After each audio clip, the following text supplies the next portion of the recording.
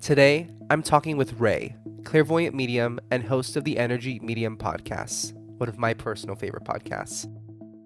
We talk about what it's like to find our community as spiritual light workers and intuitive workers, and what it was like for her to discover her mediumship abilities. And we talk about a medical condition that she credits for her spiritual awakening. You'll hear it all here on Third Eyesight. My name is Juan Francisco, and I'm a psychic medium and tarot card reader. I've always been curious about the supernatural, the paranormal, and psychic abilities, and I'm here to share my stories and interview folks who want to share their own stories with us. Let's get to it. Ray, thank you for joining us on Third Eyesight today. How are you doing? Thank you, Juan. I'm doing good. Thank you so much for having me. How are you? Very good, very good. Dealing with the cold weather. I know you were on the West Coast, so hopefully it's way less cold, I'm sure, than it is here in New York City. But actually, tell us exactly where you're based on the West Coast. I'm in Southern California, so I'm in possibly the best spot there is on the West Coast, Yeah, especially for wintertime. We've had a lot of rain, but we get a lot of sunshine. good. Now, that's something I'm definitely craving right now as a person originally from Miami, Florida. But I'll Oh, take the New yeah. York view with the cold, I guess.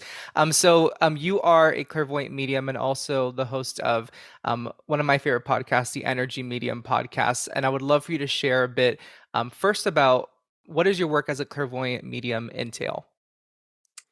Thank you, Juan. My work as a clairvoyant medium entails, I would say, a lot of privacy.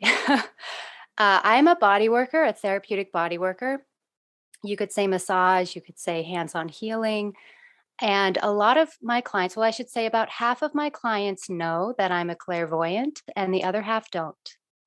And being a clairvoyant or a psychic, at least the experience it has been for me, has been very much, on the low, the down low, the low key, because not because I want to hide it, because I'm ashamed of it, but because my coming from my background and working with clients that I've had over the years and even friends over the years, um, not everyone knows that I'm a clairvoyant, and not everyone needs to know that I'm a clairvoyant. And especially when I was working in like a corporate setting, or like a box gym or even a boutique setting, sometimes it's just not the conversation to have. But what my day to day looks like as far as clients go is I do therapeutic massage.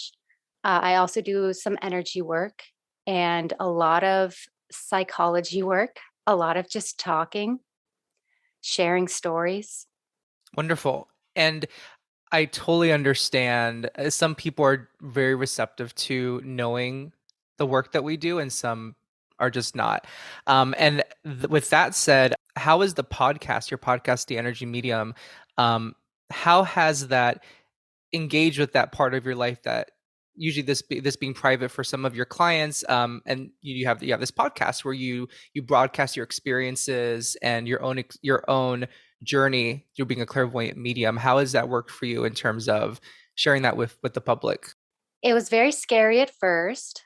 And well, as you may notice, I don't disclose the entirety of who I am. I don't use my last name. My On both my social media accounts, my personal and my energy medium account, at least for the social media world, I have a very private like life. I'm not super searchable by name. So that does in a way give me peace of mind because some of my clients I will share my podcast with because they're interested in it and it will, help them and they're intrigued and they want to know more, or maybe they've got psychic gifts that they're trying to uncover. So I will definitely give them some resources. My podcast is one of them.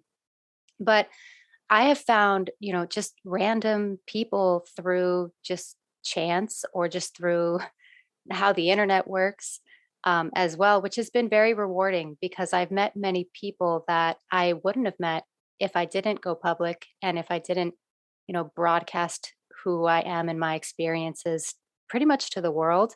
It's very intimidating, as you might have experienced when you launched your podcast.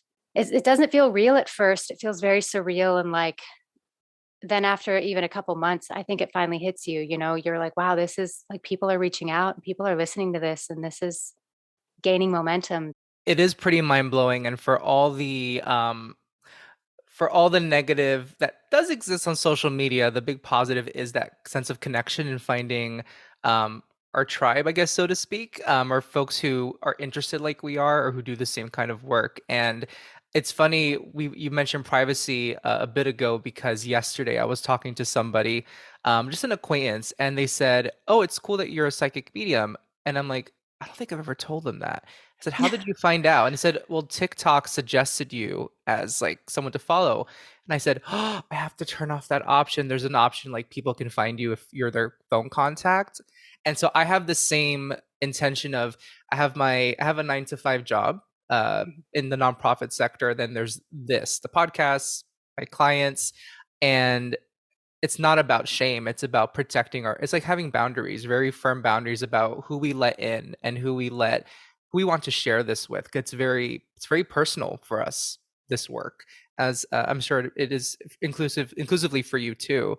And now mediumship is a journey that is different, medium to medium, and about how it started, how we got into it. So I'd love to hear what was your journey into mediumship for you? Yes, mediumship is different from person to person. And my journey to mediumship, uh, I've got to say now, looking back on it now, it's been happening my whole life, but it really hit me hard and head on back in the middle of 2020, right before I turned 30. And um, I was seeking, I have to say, it's not like it hit me randomly. I was seeking answers, I was seeking guidance, I was seeking a miracle. And it's the accumulation of what I was experiencing throughout my whole life. There's so many stories I could tell. But in that moment, it was like a compounding thing. Um, it wasn't that I was just seeking and that I was just, slightly desperate and I was just in this predicament. It was all the things that had happened throughout my life, and the way it came together, looking back on it now, was so beautiful. Um, as far as mediumship goes, so the way I discovered it was I was approached by a spirit guide. Um, and after that, I would have encounters where I would see things and maybe interact with other spirits, and other people would have spirits with them. And I was uncovering this gift. But my main strength is clairvoyance. Clairvoyance it's kind of like saying you're an empath. It's kind of like saying you're an intuitive. It also has its sectors that you can go into and like specialize with, I guess. You have your strengths, your clairvoyant strengths, you have your intuitive strengths. So my strength is seeing the aura. So that was a big thing that turned on as well, was I started to see the aura around people. I started to see energy fields. I started to see interactions of spirits and energy fields and pain in the body, illness in the body. I started to see these things. So and that hit me very hard. It hit me very hard and very fast. And I was lucky enough to be working with a very intuitive psychic and medium at the time. And she, gently was like, look, your guides have been wanting you to uncover this gift for a while. It's going to hit you hard. It's going to accelerate quickly. Just be open to it. Take care of yourself, Hmm. and it'll all make sense eventually. That's so interesting. I don't know if I've met someone personally who can see people's auras. I've read a lot about it. And for you, is that something, just honing in on that one bit that you shared for a moment, is that something that you just see it, or is something you could turn on and off? How does that sense of control over that feel for you when it comes to seeing auras? Yeah, so the aura is very subtle. It's a subtle energy body. So to see it does take a good amount of concentration and intention. The only time that that's kind of not an issue, and I see the aura very, very well, is if someone is in an extreme state of something, whether it's emotionally or physically. It will come through, and it will come through a lot, as in I will see movement and energy a lot because emotions and physical illness are dense. They're denser energetic waves than the aura, and when they come through the aura, they that's kind of why you're like, "Oh, I saw that. Oh, I saw a flash or I saw this spark or I saw this haze or whatever it was." Because it takes concentration and focus, typically it's very challenging to see the aura. So, like if I'm in a group setting and there's a lot of people and a lot of things going on and music and just movement, it's very challenging to see the aura. The aura is not like this solid color that like goes over someone. It is multiple colors and at multiple distances away from the body. So it does take a keen eye and at the same time, I'm not seeing what I'm learning is I'm not seeing the aura with my human eyes. There's another sense that's turning on. And when you have someone in front of you, you know, you're so into your human senses because that's how we communicate with each other. So to relax and let this other sense come through, and at the same time it takes a little bit of trust from someone on the other end. For instance, I don't just meet someone and see everything about them. They have autonomy. They have the ability to have they have the ability to say, "I want privacy too." You know, they have free will. So I don't just like someone doesn't just walk into the room and then all of a sudden I'm like, "Oh my gosh, I see all these things and I know all this stuff about you." Mm. It takes trust building. So that does play a role as well. That makes complete sense. And pardon my ignorance, I do not know much about or colors and how it shows up for different people. Is there a connection between the colors people usually associate with the seven chakras or all the chakras and the colors that show up in someone's aura? There is. Yes, there definitely is. Um, Color meaning is very interesting because it's very hard to give something that is so infinite, like a one word definition of color meaning. Absolutely. However, however, when someone is working through and opening up and utilizing a certain chakra point, it will reflect that color in their aura. I have seen that and I have heard um, other intuitives and seers close to me say things like, "Oh, I can tell that your sacral chakra is very open. You've got this orange aura. It's coming from the sacral region." Like, yes, that does happen. Now, can I also see anger in the sacral chakra or grief? Yes, that shows up as a different color, a different spark, a different. It's like a different detail.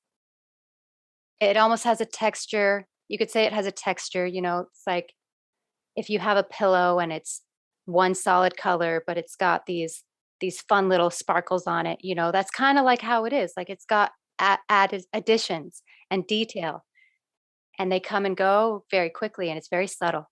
That's so interesting, and I understand how you're describing it. It's would you say that even and I think you were saying this, but I wanna make sure I understood and listeners understand that for you, um, like you mentioned, there's the I'm gonna use the phrase "at face value," but we know it's not at face value. The colors and the aura that you may be noticing around a person in their energy field, but then the textures and the other details you were describing, sometimes they're not always visual cues, they're more like with your mind's eye, I think you were saying before, if that's the right way to put it. Yes. So absolutely, absolutely. And because, well, I would say that I am very clairvoyant dominant, but I use all the clairs. As far as like a mind's eye, a visionary aspect to clairvoyancy, I struggle with that a little bit more. I struggle with like, you know, I've been told by some of my mentors or teachers or close friends, like, try to not rely so much on your like eyes because I see even when I see the most when my eyes are open. I see the most when I'm looking at someone, but there is this second, like, set of vision that you don't need your eyes for, like what you're describing. It's much harder to train that, at least for me, it's been much harder to train that gift and that strength for me. But yes, it is there. Yeah, and it is difficult. I'll never stop training it. That is Mhm. 100% for sure. I want to go on to the next thing, something you're very open about in telling your story. And I read a few of your blog articles on this, as well as listening to your podcast about your experience with lichen sclerosus. Could you share with us what this condition entails, but more importantly, what has been your own personal experience with this condition? Yes. Yes, this condition is near and dear to me. And that might sound weird, because most illnesses are hated. And I used to hate my illness. I did. I hated my illness for many years. I was properly diagnosed with lichen sclerosus when I was about 26 years old, although I'd had it since I was 16. Lichen sclerosus is a chronic inflammatory skin condition that usually affects the genitalia. It can affect both men and women. It is it was thought to be autoimmune in nature because for a long time Western medicine could not uncover a causation or a cure. So very, autoimmune-esque. However, now doctors are finding that there are many factors, as there are many factors to all disease, there are many factors to this condition, such as it could be genetic, it could be caused by trauma, either physical or emotional trauma, it could be caused by, illness or infection or a virus that you had at some point. Um, I would agree with all of those. All of those things I have definitely explored on my healing journey. The biggest thing that lichen sclerosis taught me was it taught me and led me to my self-healing and spiritual practices. It also is teaching me to trust my body again. And a lot of things that people who struggle with autoimmune deal with is they lose trust not only in the medical system, because a lot of us do not get answers and help from the medical system, but we lose trust in our bodies and our ability to heal ourselves. Because I woke up every morning with a reminder that I was ill and there was nothing I could do about it. And it didn't matter what I ate, what I thought, what I drank, how I slept, what cream I used. So the healing journey again, that was a huge part of what led me to my clairvoyance and my mediumship. And I will say that I have to give that my illness all the credit for leading me on a spiritual path and leading me back to health.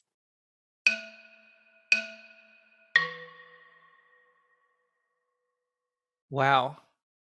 Um, I don't usually get the feels recording a podcast episode, but what you just said is giving your illness all the credit. That's really remarkable. Thank you for sharing that and for being open here with that too. And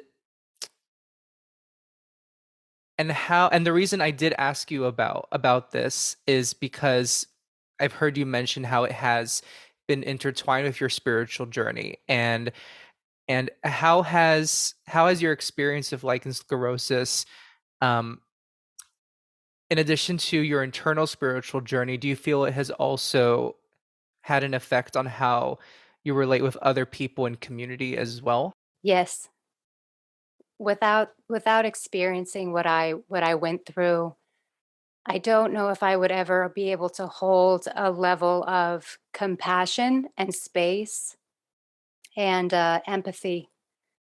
And a lot of my clients are a lot of them, surprise, surprise, a lot of my clients have chronic degenerative illness, chronic pain that no one's been able to help them with.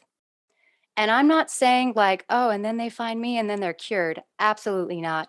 But when they find me, when we find each other, there is a shift, an energetic shift and a physical shift in healing. And my conviction, the way I speak about how I've helped and healed myself and how I've put myself into remission and how I've healed my body in ways that I never thought was possible. And I tell my story to my clients who are like, just that's all they could ever ask for because they're just suffering. They're just so sick and so tired of being sick. there is a just a bond there, and it's beautiful. And it's I would never experience that without what I went through, without going through the lows of the low. And you know, it's incredible how your health like I'm not like you hear this saying your health is everything. Of course there are other things that are very important to you in your life, but when you do not have your health, you are always reminded that you don't have it. You are always reminded that you're suffering, and you just get caught in this black hole. It's a black hole. And when you see a light in that black hole, you just the people that I find and just how quickly we connect and how quickly we start this healing journey together is amazing. And that is why I do what I do. That is what I live for. That's wonderful. And I have also spoken with other folks in my life who, although different conditions, the similar feeling of like, well, first of all, going for 10 years and not knowing what exactly it is you have, I'm sure is, I can't imagine the struggle that comes with that. And I've spoken with folks who have had similar experiences. And I don't know if this is the right way for me to look at it, but um, it's like being in a home and feeling like your home is just never safe.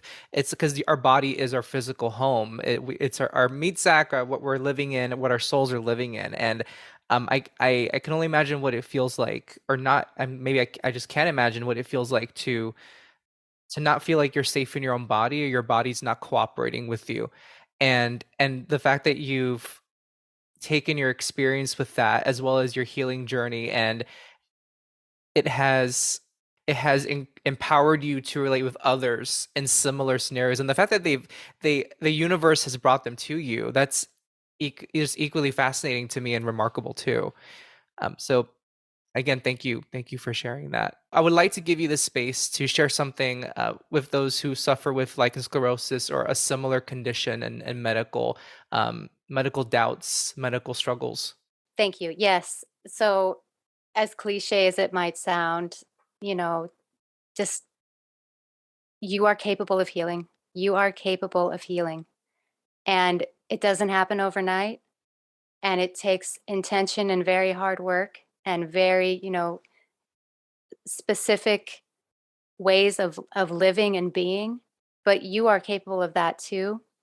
And something you mentioned that's very interesting that you said about not feeling safe in your own body. Lichen sclerosis, if you think about its, the way it manifests in the body, is it actually has a very strong component to the root chakra.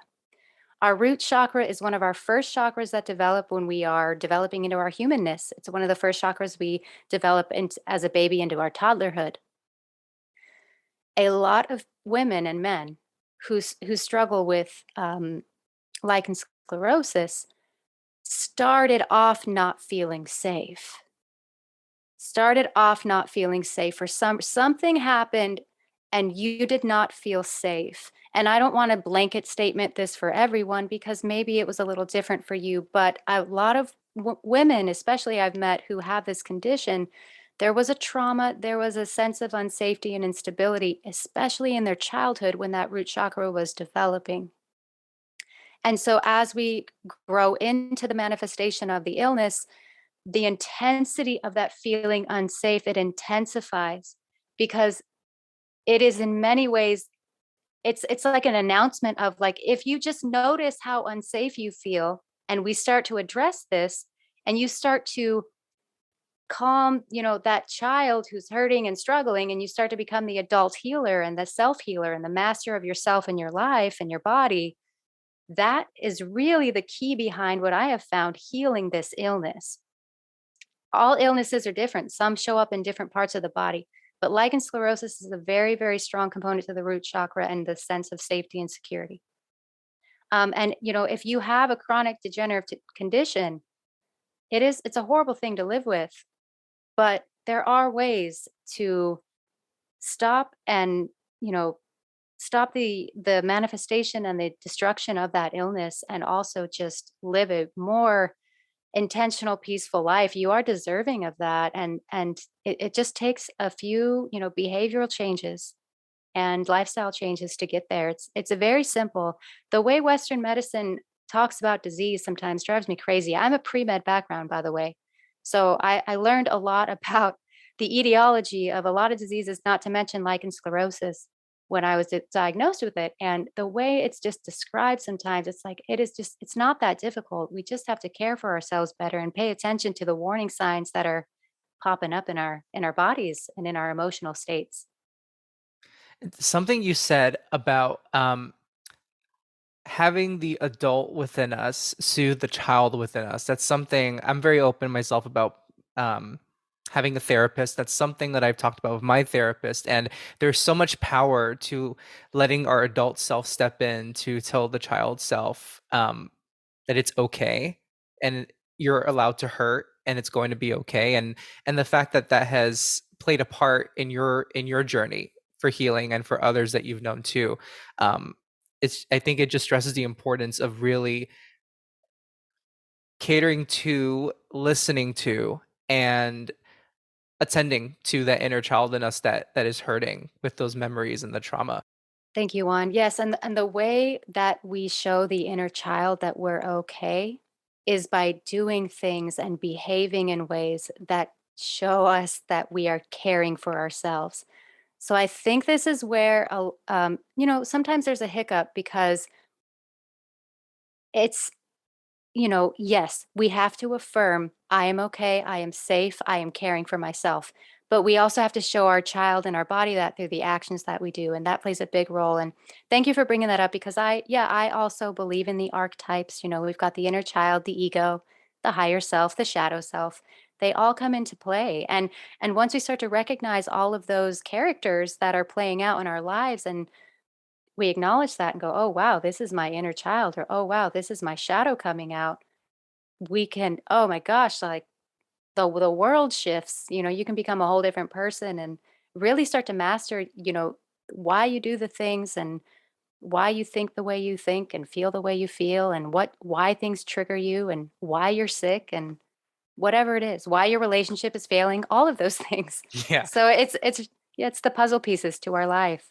it's like the skeleton key. It opens every Hmm. door up for sure. Hmm. I like to delve even more into the role our role in community. You had a podcast episode on energy medium about community and the benefits, the challenges. I would like to ask you specifically, as a clairvoyant medium and amongst other intuitives in your social circles that they've gotten to know, how has the sense of community been both a benefit to you as well as what have been the challenges as an intuitive worker?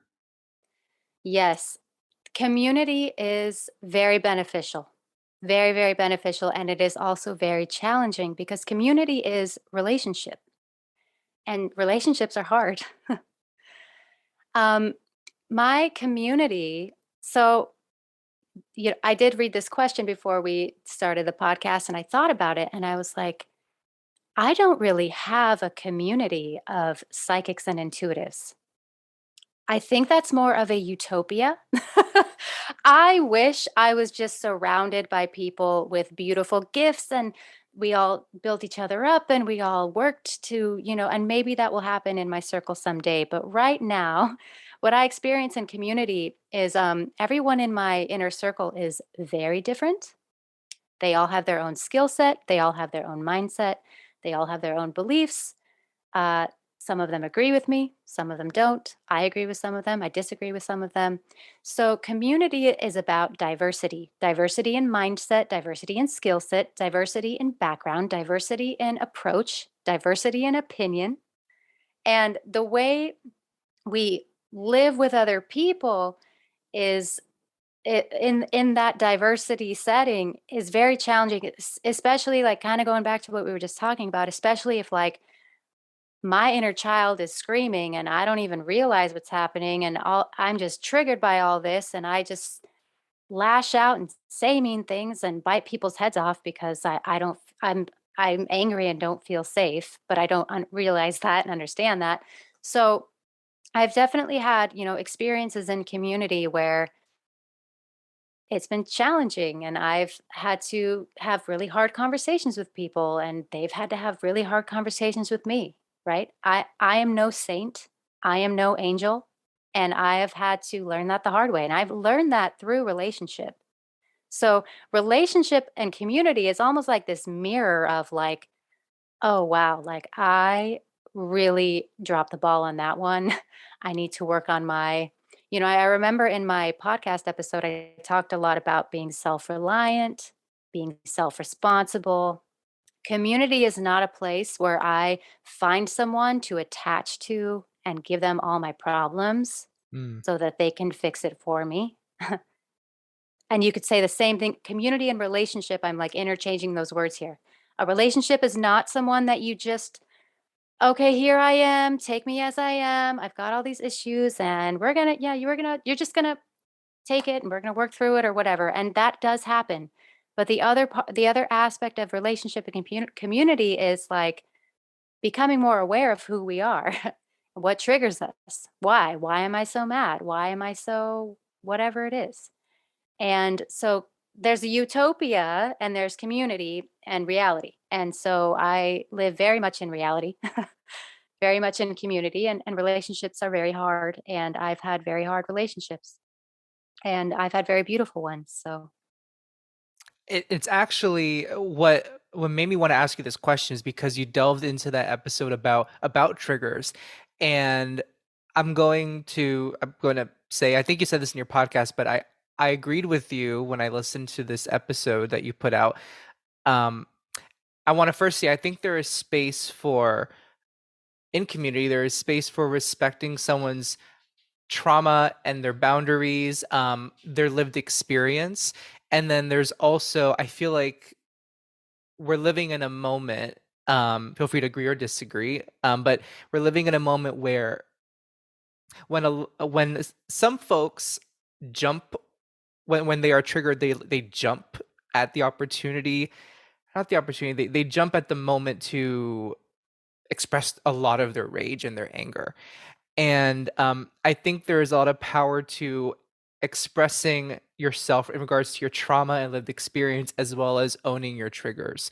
And I feel like there's a nuance that can happen within community and how we relate to each other. What are your thoughts on that? so absolutely. Triggers are a good thing. Triggers are a good, they can be. Triggers can be almost like a medicine. So I understand, like, it's normal to get triggered. I'm not trying to say that you reach a certain point in your life and in your spiritual maturity where you're like no longer triggered. I mean, I think the way you respond and react to that trigger changes, but we're always, yeah. I mean, and depending on what we've been through in our life, something someone says or does can be very offensive and triggering. Now, again, it's like how we choose to react or respond to that trigger. That's where we grow and level up or level down. That's where we create distance between people who are not the same or bring them closer together. And so, yeah, do people get triggered at me and do I get triggered at other people? Yeah. And have I always approached that and handled that in the best way? Absolutely not. Have I learned from that? Yes. So, I think that the biggest thing that like I've walked away with, like when I get triggered and maybe lash out, is I never feel good after that. I always feel worse. If I can somehow acknowledge, oh, wow, that made me angry. Whoa, okay, Ray, you're angry. Why are you angry? Are you angry at this person? Are you angry at a memory that's coming up? What's going on here? And just kind of like explore it a little more because that way you can go, oh, okay, I understand why. I know this kind of sounds, I know people say what I'm saying. Until you've actually done this, it's hard to, I understand the way this might be coming across, right? When people just say, just take a moment to reflect and why are you angry? And maybe you won't lash out. It's awareness is key, and you do have to reflect so you can respond. If you don't reflect, you're just gonna react. You're right. You're just gonna bite someone's head off. Your fangs will come out, and We're capable of that. Humans, all of us are capable of that too. But yeah, there's a way to use triggers like as a healing mechanism, and not just like a destruction mechanism. I agree, absolutely. So, Ray, I would like to ask as a last question, what is your advice for people who are starting to discover their psychic abilities? And like you, I discovered mine were always there, but I didn't fully realize it until 2020. And it seems like for a lot of other people, 2020, in addition to being a difficult year for the planet, um, it seemed like a moment where a lot of people were expressing their curiosity in this field of work or this field of being. Um, so whether for them or for people who are just now discovering, rediscovering their abilities, what advice would you give to them? Yes, I would say welcome, welcome. Congratulations. Welcome to the other side, first and foremost. Developing into your psychic gifts can make life so much more beautiful. And it can also make life seem so much more dark and uncertain. And what happened with me when I started uncovering my gifts was my ego just couldn't handle it. My ego just couldn't handle the uncertainty. And it wanted to write a story about everything I saw and every spirit that was interacting with me and everything I saw in an aura and life just started to uncover itself and show itself to me in different ways, and my ego was like, we have to understand this in order to be safe. In order to protect ourselves, we must understand and put up blocks and boundaries and definitions and all this stuff, and just be weary of that. Recognize when your ego is unsafe and maybe playing a little bit into the inner child or into the shadow self. The ego gets a bad rap because because just for so many reasons we have such a problem with the ego, but the ego is just the representation of whatever other archetype is coming through. So even when you're your higher self, so real quick on the archetypes, you've got well, from what I understand, the child, the inner child, the ego, the shadow self, and the higher self. Even when the higher self comes through, ego is going to have to interpret and be a part of that integration. So we're always integrating our ego. Now, when you start to uncover your psychic gifts, a lot of what will come through is the shadow self, all your fears, all the trauma, all that's the black stuff and the inner child. And it will be shown to you in ways you haven't experienced it before, and it will be for some of us who have been through trauma or who have had really, really, intense experiences on this earth, it can be devastating. Uncovering your psychic gifts can be devastating because you have to purge that and you have to go through that again in order to get out on the other side, because that's how you learn who you are. Now, what happens sometimes when you start to develop is it's so scary. We try to just find someone, and I'm not saying teachers and mentors are a bad thing, but sometimes we latch on to people who say they have all the answers and say they know why you're experiencing this and what spiritual gifts are and how they work, and start to define and put this into a box. Be very weary of that, because this is your specific journey and this is your healing. This is all about, you in a sense, so that you can be the best and become the best version of you and then give that to the world. But there is this cocoon phase that must happen. Isolation is a very, very strong aspect to discovering your psychic gifts on purpose. I can't even tell you, Juan, how many times back in 2020, a few years ago, when all this started happening, I would just like sob and cry on the floor and just go, "Can you just give me someone to like explain all this to me and just take this fear and uncertainty away?" And time again, I was prompted like, "Oh no, that person is you." You are your teacher. Now, again, mentors and finding people who you resonate with and who are clear and on, you can tell that they have good intentions and they also don't admit that they have all the answers.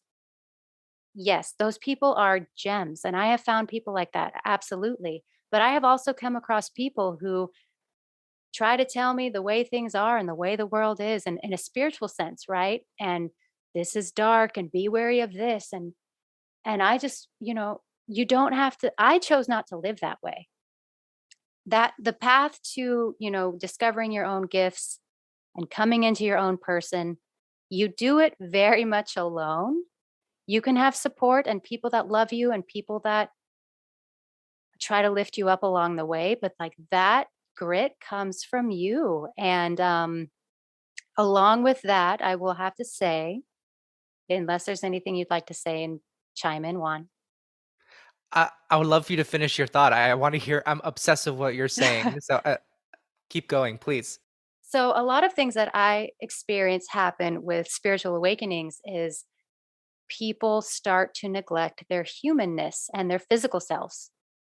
You are a human on this planet in human form. Yes, have a spirit body, and yes, you have spirit form, but we are humans right now. You and I, Juan, we're humans. And we got to love it, man. We got to love it because there's a spiritual bypassing that happens sometimes, but also just like a general neglect of the physical body. Like, I have to spend so much time meditating and developing my psychic and spiritual abilities. Yes, but like you also have to, nourish yourself and move your body and attend to your aches and pains and take care of your physical form. So don't neglect the physical body as well is another one I would say. And your body is also in a big way your teacher. If you have illness or pain, that is your like, your prompt of like, hey, something's not right and I need help and let's focus on me for a while here. So those two things are big ones for sure. This is why I wanted to let you continue because I've appreciated everything you've just said, especially number one regarding teachers and mentors. And what came to mind for me is a mentor, a teacher, a mentor is there to teach you along your journey, not to run the journey for you, and to tell you every step of the way, to guide you, but not to run the show. And I've had my own experiences of looking to someone as a mentor, and I won't go into it, but I've had very similar experiences that you've shared about relying on somebody to the point where they have all the answers. And I think a good teacher, a good mentor will always acknowledge that they may not have all the answers, but they'll ask all the questions with us and guide us through that. Um and regarding the mind, there's the mind, body, spirit, which a lot of people say the three words in one sentence very often, but we really don't understand that we are souls living a human experience. If we were not meant to live in these human bodies to experience them, to live, not just exist in them, but live in them, we would have stayed in the spirit world. Why Yeah. manifest into physical form if we're not meant to live it out and enjoy it? So I really appreciate what you've said. Now, Ray, how can our listeners find out more about you and what you do? So I have a podcast, like you mentioned. It is the Energy Medium Podcast, and you can find it on all major podcast platforms, Spotify, Apple Podcasts. I do have a website, theenergymedium.com. I usually will have a blog post or a deep dive into the episodes that I post. So you can find all those on theenergymedium.com. I also leave links to those deep dives in my episode descriptions. And I'm also on Instagram, Energy Medium. I'm not a huge poster. I don't have a very strong or strict social media schedule, but I'm there. If you want to find me, and I have had many people reach out to me on Instagram, and I respond. I read everything you send me, and I respond. I have people send me emails. You can contact me through my website. So I love to hear people's stories. I love to know when people are inspired and are coming into their own and have something to say or something to share with me about something they discovered either just on their own or by listening to one of my episodes. So, yeah, please find me there. I would love to, hear from people and meet people along the way in their journey and find, of course, we're like you said, we're building our tribe, we're building our little utopia. So just finding more and more people who are like-minded is always it's such a gift. It's such a beautiful thing, and every time someone sends me an email or, a message on social media, it's such it just makes my day. It's such an uplift. I'm sure you've had similar experiences where you're like, "Oh, yeah, that's right. I have a podcast and, like, people all over the world listen to it, and, it does good things, and that's great." We all wanna do good things and leave an imprint and make a change in the world, and let me know if yeah, if you're on a path and you just wanna share your story. And I think Instagram is how you and I found each other a while, like maybe a year ago, and then here you are on being interviewed for. I'm interviewing you for my podcast. So Yes, I also heard you had a dual episode with Hannah McIntyre. yeah. Oh, Hannah knows. I don't know. I might be creeping her out at this point. She knows how much I love her. Yes. Yeah, no, I love her too. She's just so lovely. I could just hear her talk all day. She's just such a beautiful person. Yes. But I think I found your Instagram by listening to that episode. Oh, how cool. Well, Yeah, it's a true testament to the connections that can be made a virtually. Even absolutely. while people are, especially during 2020, that social media was a big benefit to me just on a personal level. Mhm. Not always.